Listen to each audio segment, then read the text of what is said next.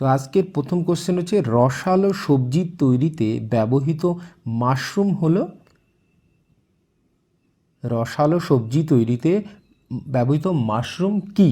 Mushroom হচ্ছে, এখানে আমাদের উত্তর হবে ছত্রাক। কোশ্চেন, তুলার একটি প্রধান উপাদান হলো, তুলার একটি প্রধান উপাদান হলো এ সেলুলোজ। সেলুলোজ হচ্ছে তুলার একটি প্রধান উপাদান। পরের কোশ্চেন, সিনথেটিক কম্বল, সোয়েটার ইত্যাদি তৈরিতে উলের বিকল্প হিসেবে ব্যবহৃত পলিমারিক ফাইবার হলো, তো এখানে আমাদের উত্তর হবে অরলন। তো অরলন হচ্ছে সিনথেটিক কম্বল, সোয়েটার ইত্যাদি তৈরিতে উলের বিকল্প হিসেবে ব্যবহৃত পলিমারিক ফাইবার। পরের কোশ্চেন, অ্যামনিওসেন্টেসিস হলো ড্যাশ এর একটি পদ্ধতি।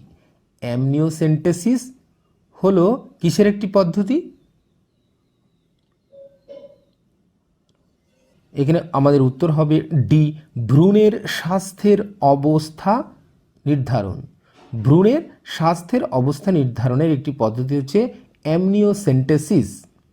পরের কোশ্চেন, হৃদস্পন্দন নিয়ন্ত্রণে নিচের কোন খনিজটির প্রয়োজন হয়? হৃদস্পন্দন নিয়ন্ত্রণে, তো আমাদের এখানে উত্তর হবে সি, পটাশিয়াম।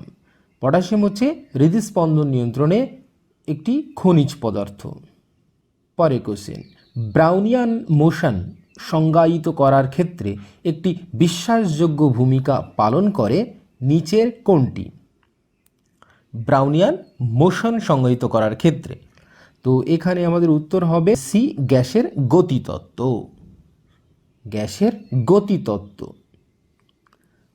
পরের কোশ্চেন, ফুলের মধ্যে পিস্তিল হলো, পিস্তিল কি?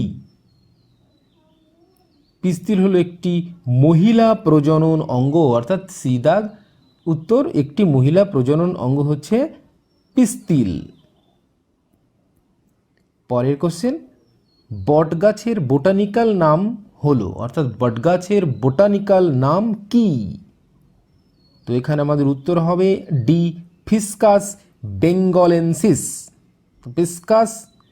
ফিসকাস বেঙ্গলেন্সিস হচ্ছে বটগাছের বোটানিক্যাল নাম।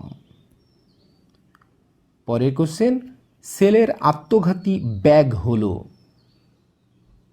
সেলের আত্মঘাতী ব্যাগ কি? অর্থাৎ কোষের আত্মঘাতী ব্যাগ কাকে বলা হয়?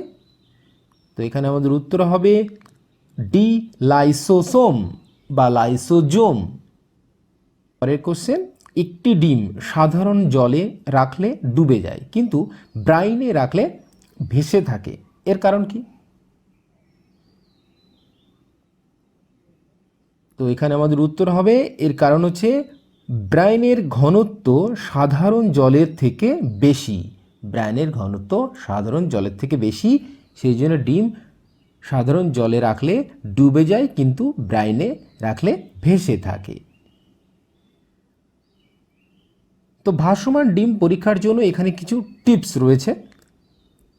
তাজা ডিম ডুবে যায় কারণ সেগুলি জলের চেয়ে ঘন, তবে পুরনো ডিম কম ঘন হয় এবং ভেসে উঠবে।